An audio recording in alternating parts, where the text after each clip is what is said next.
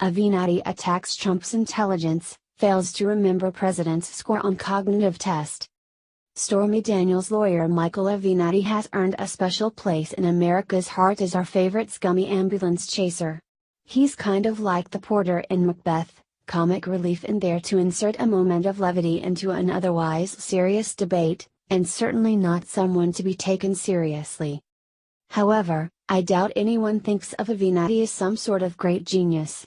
Sure, he graduated law school, but we're not exactly talking Clarence Darrow here, or even Lionel Hutz, a fictional animated character specifically designed to be a dullard.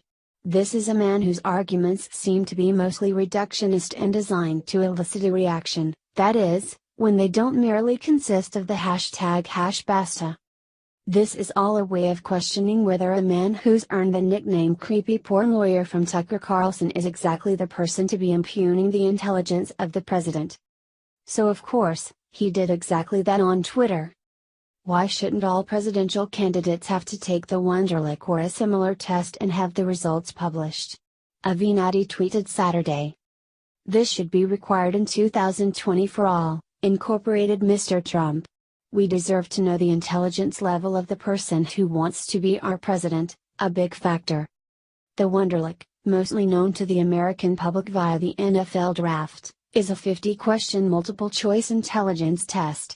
A low score on the test is typically seen as a red flag at positions that involve a significant intellectual load, particularly quarterback.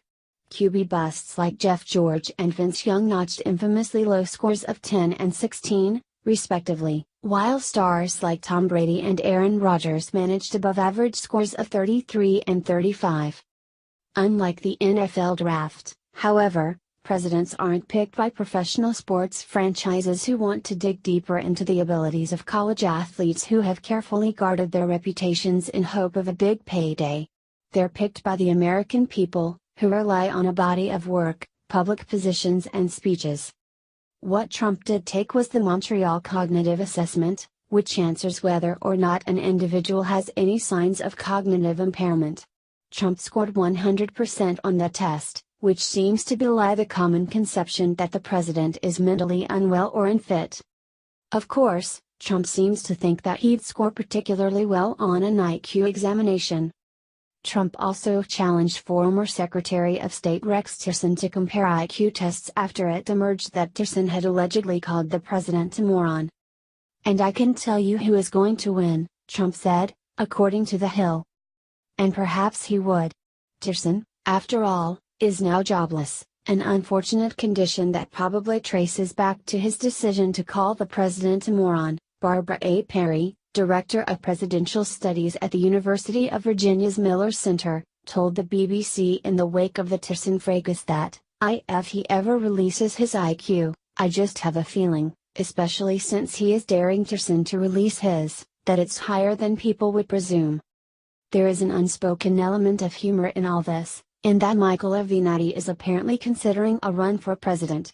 If Trump decides to run again and Avenatti somehow manages to either win the Democrat nomination or cobble together enough funds to make an effective independent run, he'll be running against the man he's now challenging to an IQ test. Purely out of curiosity, what individual watches Michael Avenatti and thinks that this is a man who's smarter than the president? No matter what your estimation of the president's intellectual may be, any time spent in the televised company of the stoat like Mr. Avenatti leads inexorably to the objective conclusion this is a man well outside of his ken, brought onto cable television to elicit chortles that he isn't in on from the audience. Some quick advice, creepy porn lawyer: maybe now is a good time to stay away from